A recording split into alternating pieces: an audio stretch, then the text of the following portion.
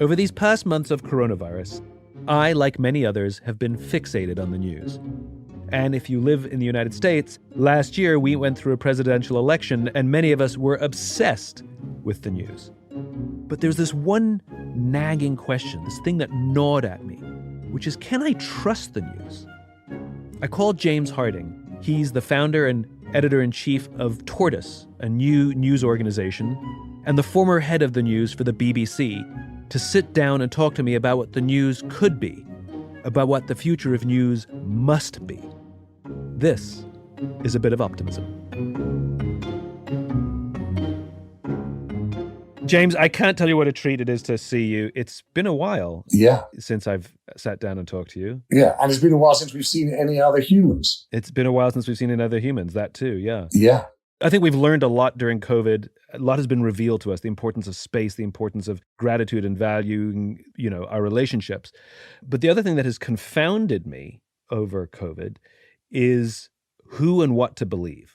And I try and get my news from multiple sources, and I try and get my news from sources that are on opposite sides of the political spectrum, because I'm always curious how things are being reported from both sides, and then I try and sort of make my own determination as to what reality is. But the question I have for you as a career journalist or career newsman, where do I get the truth? I mean, I've just gone through an election here in the United States, and much has been made of fake news, which is now in our vernacular, and the extreme influence of social media, where now anyone can post anything, and it's held at the same standard as journalism. And so with such a massive influx of misinformation, disinformation, manipulation, I'm finding it harder to know where to get the truth and who to believe. And our instinct is to believe the people who sort of reflect our own political beliefs because, it reinforces our own biases. But that doesn't make it the truth. That just makes it nicer to hear. Let me try a theory on you. I think 2020 may mark a move to post-politics news, right? By which I mean the biggest story of the year, coronavirus, has not been much helped by looking through a Republican or Democrat lens, a conservative or liberal lens. In fact, you really want to understand things in ways that are A, data-driven, B, with a timescale of science, C, really interestingly, we've been in a decade where the political argument has been about the nation. I think the thing about the pandemic that's really interesting is that nationalism, whichever approach you take to it, has been really unhelpful in the coronavirus, which is something that operates globally and is experienced locally. And so that's the other thing, is that there's been, you said right at the top, Simon, about place. Right? Place is a big thing. Right? It's been really, really evident that we think differently about the planet, but we also think differently about where we are, where we live and work. And so I wonder whether or not we'll come away thinking, yes, I really do care about the news, but I care about the news as regards the place I'm in, as regards the data that I get access to and the quality of that data, as regards news, not in the moment, not events-based news, but news over time. And so I think that might give us ways of looking at what's happening in the world that's different from left-right. But the thing that I think is so different now about news now than where it used to be, and I think how social media has been able to penetrate standard news, legitimate news, is that in the past, the news was a trusted source where I could just turn on the television or open the newspaper and I could basically trust, even if there was some political bias, I could basically trust that the reporting I was being given, I could believe. Now, I can't simply open a newspaper or turn on a television station, but rather what you're saying to me is I have to go on my own search as an individual to find what I believe to be the truth. I don't buy that, to be honest with you. Not the last bit. I think that's true. I think that you have to be a consumer of news in a way in which you are going to have to be a consumer of streaming TV. It takes a while to find the things that are really worth watching, and we're going to have to learn how to navigate, the guide. The thing I don't agree with is that it was much better years and years ago. Okay. This idea that there was this kind of Delphic source of news, you could tune into it and it would tell you what was really going on and what was going to happen next. Yeah. It wasn't like that. I think there's a thing that we really underestimate is the extent to which there was enormous information inequality. Right? I don't think it's nearly fixed, but it's much more fixable than it was. What does that mean? What does information inequality mean? Information inequality means that if you were wealthy and college educated, you had access to much, much better sources of information than the vast majority of other people. Mm-hmm. If you lived in the United States, certain metropolitan centers, you had way better sources of information nationally and internationally. What I think is happening in the news is not about left and right. Left and right is the thing that enrages people. Mm-hmm. What's happening is about places of darkness, right? By which I mean there are places where geographically there's just no provision of news. You're not finding out what's happening in the courts. You're not finding out what's happening, in the state legislature or in the governor's mansion. You're just not finding it out at all. You're not getting that community information. And then the other thing is there are parts of our lives, right? And until the coronavirus, science and medicine and healthcare were one of those parts of our lives where we got really, really odd, occasional versions of the news. That's my point about post-politics news, is can we stop thinking about the news in terms of Crossfire or, New York Times versus Wall Street Journal, CNN versus Fox? Because these arguments, right, the sort of, what was Bill O'Reilly versus, what is Rachel Maddow, those arguments weirdly make us feel good because they affirm things that we feel. They don't help us to discover things that we need to know. But I want to go back to something you said, how it's become our response, and I hear you. And that, again, puts the responsibility on the consumer to go, as you said, like a movie that we want to watch on TV, we have to we sit there and watch all the trailers and trying to decide what to watch. That's how news has become. But the problem is the algorithm that is Google attempts to show you the thing it thinks you want to see, not necessarily the thing you're asking for. And so a study I was told about not that long ago was that people with left-leaning politics who said, I'm trying to find the truth, I reject the political biases of the traditional news sources that are available to me. I'm going to do my own research, and I'm going to go into Google and I type in Benghazi to find out what's really going on. And if you have left-leaning politics, Google shows you left-leaning news items. If you have right-leaning politics, Google shows you right-leaning news. So you get completely different answers. And the study showed is that if you're completely independent and have no political leanings, Google shows you travel advice. Yes, yeah. And so even well-intentioned citizens who are attempting to use a search engine to find news cannot find news that doesn't play to their biases. No. We've got a massive problem here, which is people who are responsible for the provision of information in society, in which information is the most important tool in decision-making, right, have gone from saying, they're just providing a platform and let everything, let the chips fall where they may, to acknowledging that their business model actually has impacts on the outcomes and information, to now saying in a way that I find really hard to swallow, oh, you know what, we're now seeking regulation. But let's face it, this is a systemic failure of the public square. Right, that is just what's happened. Yeah. I grew up in newspapers in the UK. We had a very clear understanding of our responsibility. We could be curious. We could lean into your life as long as it was in the public interest. And the nature of the law that underpinned the special privileges and prerogatives of a journalist were that you could do so in the public interest, i.e. it was necessary for the citizens to know. I moved out of newspapers into TV and radio, and there we had a system which was known as public service broadcasting, the BBC. And in the BBC, again, you were able to not only be curious about people's lives, but frankly, put it on TV. Again, as long as it met certain understandings of what was in the public interest, public service, right? With digital, there's been nothing at all. And I've been arguing for, quite a few years now, you need to have something that's the equivalent. So I think the public standard for digital information.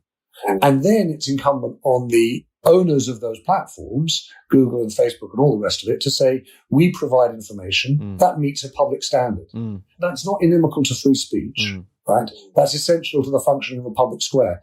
Okay. I think what you're saying is very interesting. And I think the newspaper industry in particular did this to themselves. Yes. They devalued themselves. Yeah. Which is, to your point, you know, journalists go to school. There's standards inside newspapers. You separate the editorial staff from the publishing staff. And there's this thing that we herald called journalistic integrity, right? Yeah. That has certain standards. And when the internet showed up, and I remember this, when bloggers started blogging, which is basically anyone with an email account could now be a newsman, right? The newspapers, they got so freaked out by the internet that instead of doubling down on journalistic integrity and separating themselves from the blogosphere and saying, yes, those are bloggers and we are newspapers, they devalued themselves and told all of their journalists to start blogging. Yeah. And in so doing, raised the credibility of the blogosphere. They allowed for a blogger to have equal ranking, equal standing in our society as a trained journalist with a degree in how to do this thing called journalism. And now we're suffering the side effects where the blogger and the journalist are no longer distinguishable. Okay, Simon, we have to say, I don't think this podcast is working. I think because here's the problem. I am supposed to be, darkly cynical, and you're supposed to be, optimistic, borderline Pollyanna, and now I'm going to say to you that you're wrong because you're much too, negative on this. And here are the sunlit uplands.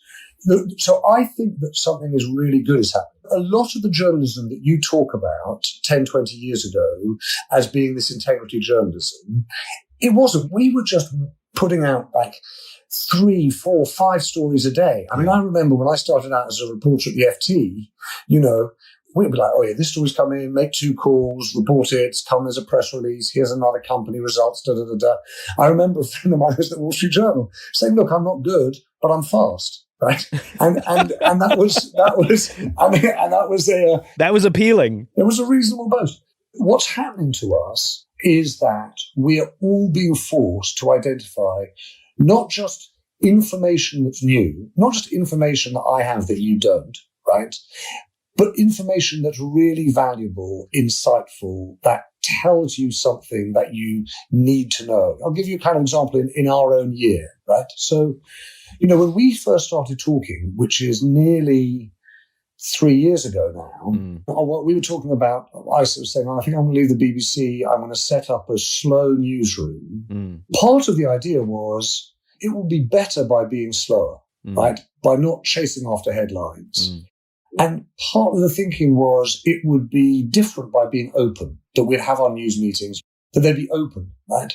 What's happened, I think, this year is that, firstly, we've had an amazing year. Right? I know everyone's knackered and I can't see straight, but the appetite for slow news, the appetite for, yes, the latest data, the latest press conference has been huge, but also there's been a real growth in people saying, hang on, what's driving this? What are the forces that are behind this? So there's an appetite that's impressive. But for us on process terms, Simon, it's really changed. We are much, much more focused on, once we've identified the subject that matters, then how do we distill that to find the story that tells you the different elements of the issue?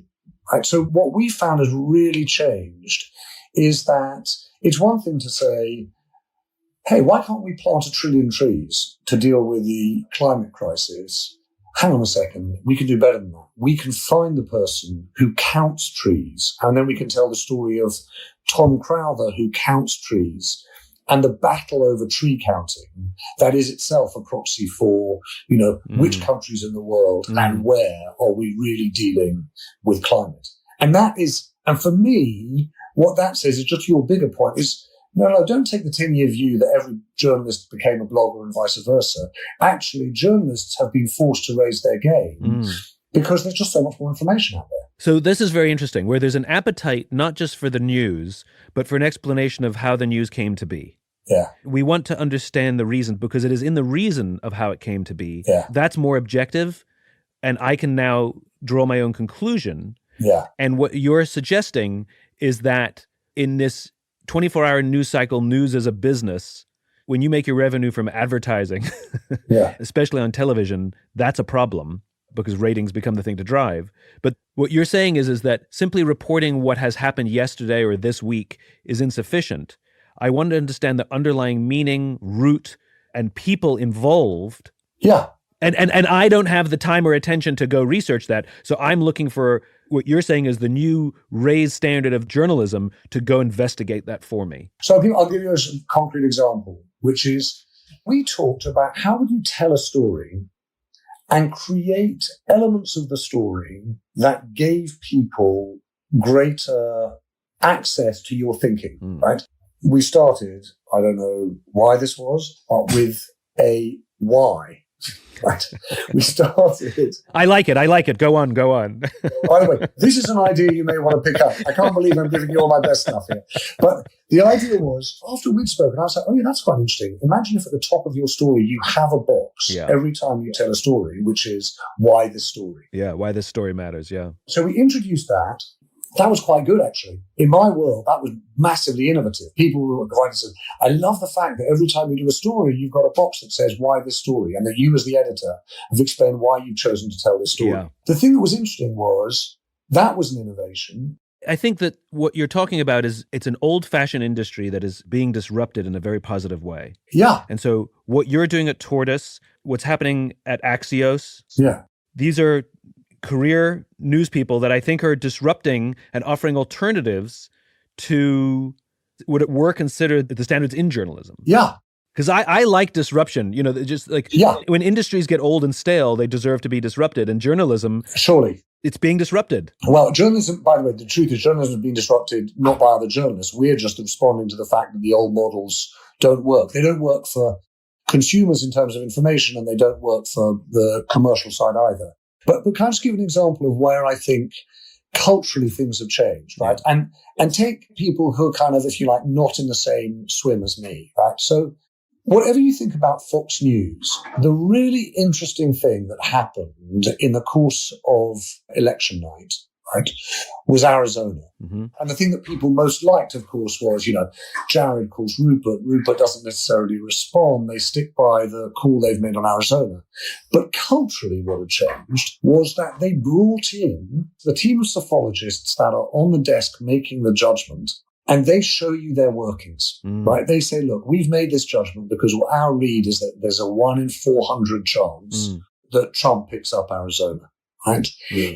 When I started out as a reporter, everything was behind closed doors. Editorial meetings were behind closed doors. The kind of investigative team operated behind closed doors. But even the sharing of our data operated behind closed doors. One of the things that's happening with the disruption is that you are seeing much more of that shared publicly. This conversation is not helping me. I know, but the thing is about it was a preposterous idea. You said, let's have a positive conversation about the news. Right. I mean, here, let me just tell you the jumble of thoughts that are going through my head that are sort of, they're not depressing me. I'm just left just as confused now as I started off at the beginning. So the television news used to be a public service. And in the United States, a deal was made that the FCC would allow the TV stations to prosper and make money off the public airwaves in return for a public service called the news. And it gave rise to people like Walter Cronkite. Yeah. And it happened in 1979 during the Iran hostage crisis that for the first time ever, the ratings of the news went whoop. Yeah. And Ted Koppel and the NewsHour all of a sudden had the potential to make money. They could no longer be a public service. And in the 80s, there's this conversion where the business people at the TV stations just ignored the news and let them do their thing. And so the integrity was the thing. And then all of a sudden it became a business. And unlike in the newspapers, where you had the separation of the business side and the journalist side, here you now had the business people getting involved in the news, dictating what things should be reported and what things shouldn't be reported. And advertising became a thing. So if it bleeds, it leads, because it drives eyeballs, which drives ad dollars. And the gross influence of money and business intertwined, now we can't distinguish, but really in the 80s gave rise to this screwed up system to the point where we now reach where if I turn on one of the apps from one of the TV stations where they now report opinion as if it's news. So they'll have a headline that's a standard headline. And then I notice what they do. It's very sneaky. They'll put the name of the TV personality, not necessarily a journalist, and then comma, and then the headline that they said, their opinion, but it's reported as a headline. You know, the news is biased and has no place in the world, Harding.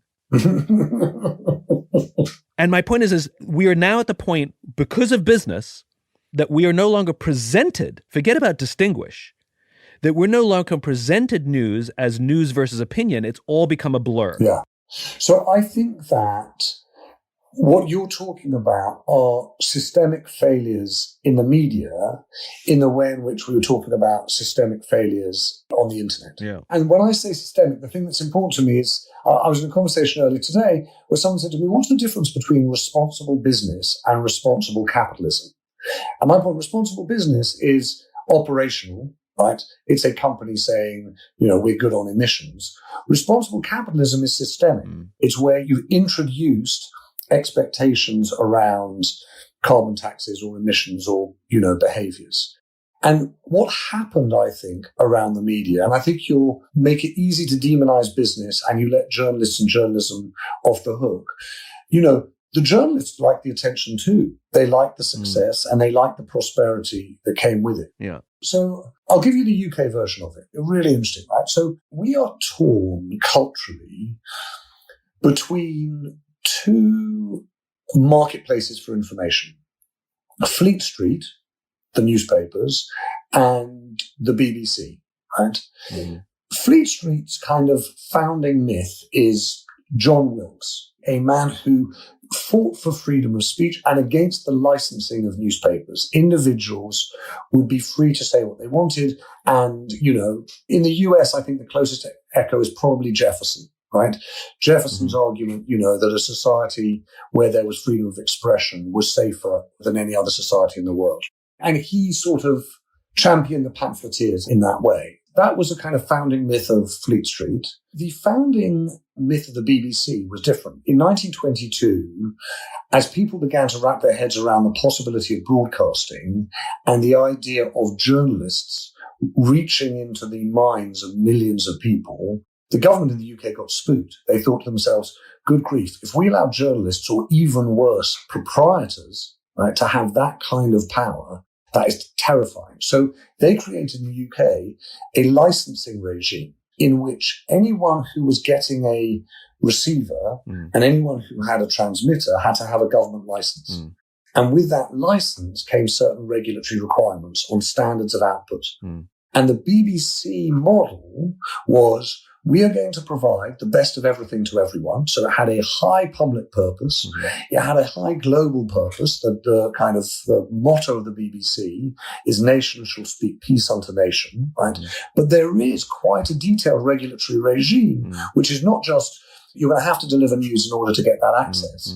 It's quite clear what kinds of news and the culture of the news that's required.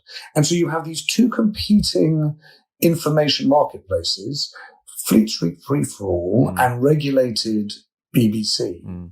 And that tension, and it's often quite an aggressive tension between the two, I think is really important. What's been lost in the States is that for a long time, network news was a very American echo of the BBC, right? So it wasn't the BBC, but it was an alternative. And the metropolitan dailies had a culture because of place, right? But what happened is first cable news, and then, to my mind, digital news, drove a coach and horses through both of those.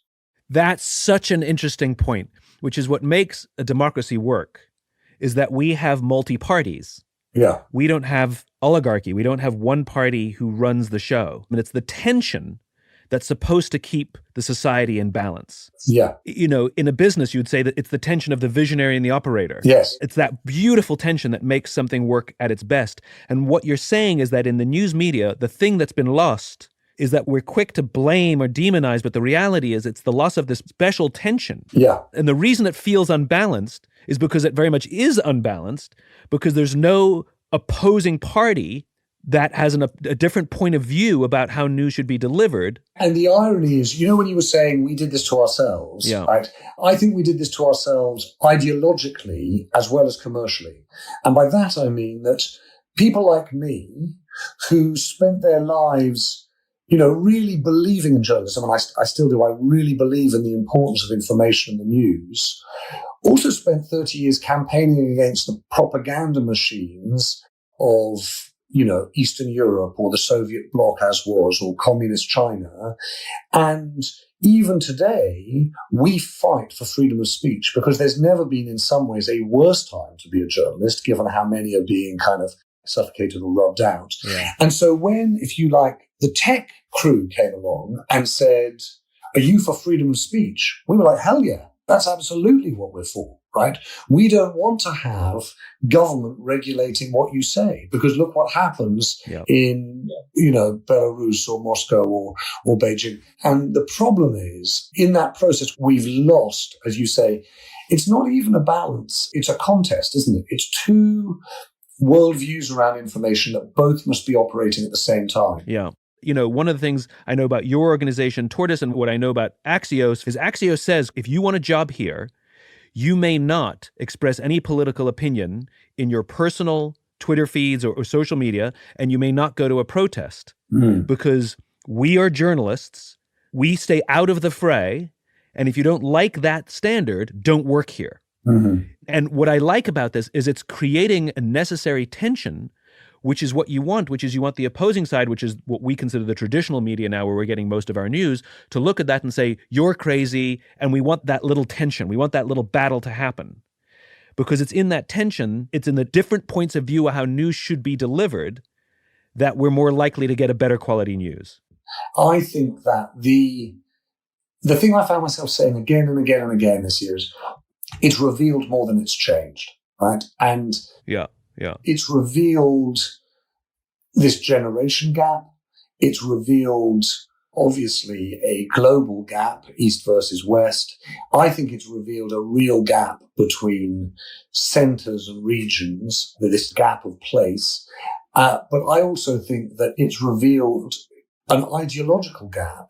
Right? And it doesn't need to be, and it's not one that is the old left-right politics. Yeah. That takes me back to the post-politics is a silly point to make, because the truth is politics will shift to consume any argument. So the differences that we have now around responsible information and trust will be championed by different sides in a political argument, because politics moves to, adopt or ease into an argument.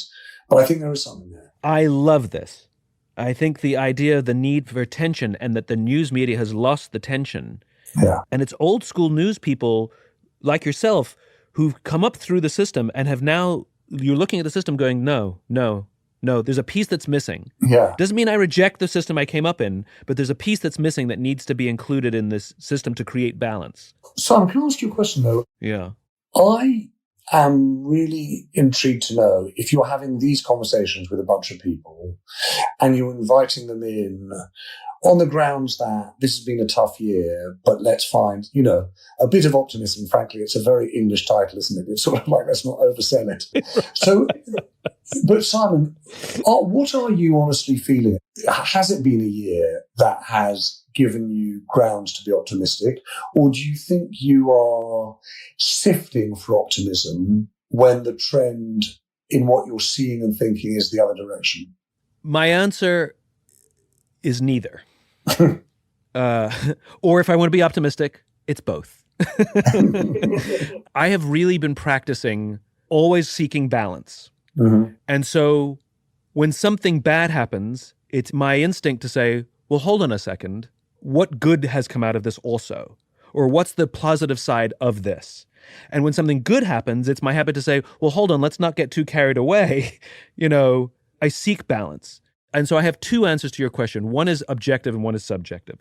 The subjective one is we've all gone through all kinds of emotions. No one has escaped the trauma of COVID. Mm-hmm. And somebody asked me this morning, in fact, how have you been sleeping? And the answer was, I've had some good weeks and I've had some bad weeks. Yeah, right. I've had weeks where I've slept incredibly well and I've had some weeks where it's been really bad. Mm-hmm. And she said, oh, good.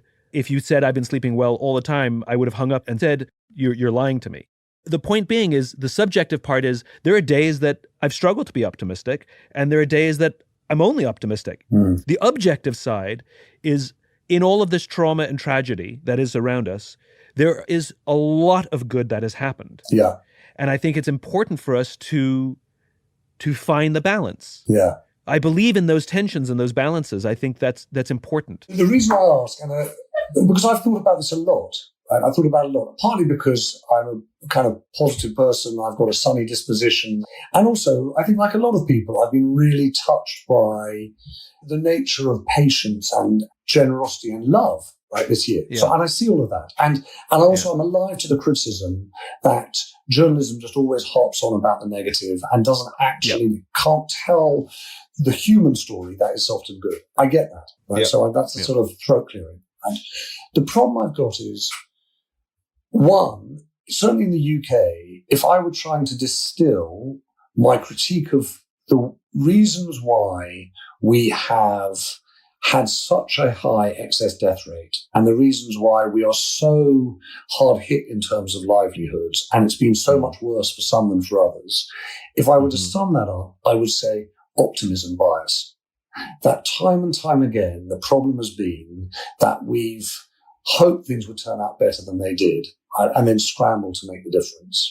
And so I didn't want to get to the end of this conversation without just flagging up that I think that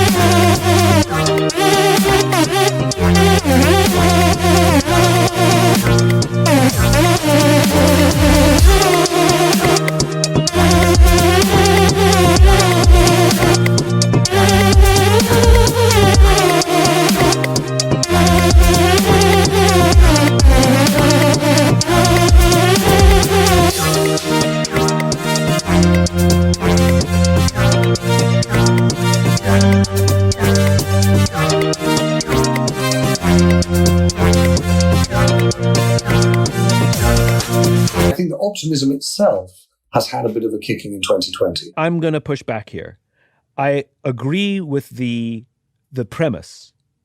I think it's a positivity bias, not an optimism bias. What's the difference? So in my mind, positivity is what you're talking about. Everything's fine. It's fine. It's going to be fine. We're fine. It's fine, right? It's overblown. We'll get through this. It's fine, right? Where optimism is not a denial of the current state. Optimism is the belief that the future is bright, but it accepts current darkness. So positivity would say, everything's fine, go about your business, and we'll get through this just fine, you'll see. And then there's the scrambling, to your point. Optimism says, this is a dark time. We have to hunker down, this is going to hurt.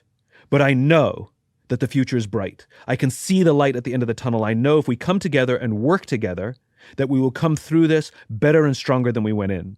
I think, by the way, I'm not sure that you may not want to do a U-turn in 2021 and get into the pessimism business, because I think everyone's going to be crowding into this optimism space, and pessimism is going to be It's a saturated market. You're going to be able to call the market. And in the theme of tension and maintaining tension, if optimism gets too many headlines, I think I better go pessimistic to maintain the tension. And also, it'd be good for the brand, Simon. It would be good for you, like Simon Sinek. It'd be an actual story. Like Simon Sinek, I used to be such an optimist, but I've had a rethink. Yeah, right, exactly. Yeah. Exactly. Okay, let me see if I can sum this up. Okay. Which is, just like nature abhors a vacuum, so do people. Yeah. We need attention. We need balance. Yeah. We need yin and yang. We need good and evil. You know, we need these tensions. And in this news journalism industry that, as it's matured and become a thing, it's become sort of a mush. And unfortunately, because the way news and journalism is delivered today is largely the same, regardless if it's liberal or conservative, Republican or Democrat, it's kind of the same mush. The tension that has been exaggerated because human beings need that opposition, because it's not come from the news media itself, it's become very political. So the tension has become left and right. And that's the tension in the news. But the reality is, the tension that's actually needed, the healthier tension, is an entirely new way to deliver news. And the tension has to be between the traditional news media, regardless of their political bias, and new sources of news that are challenging the system. That's what we need. Yeah. By the way, not only do I like that, I've even got a headline for you, which is A, tension deficit. Very good. Do you like that? Very good. It's all come together, it's packaged. A tension deficit. Yeah.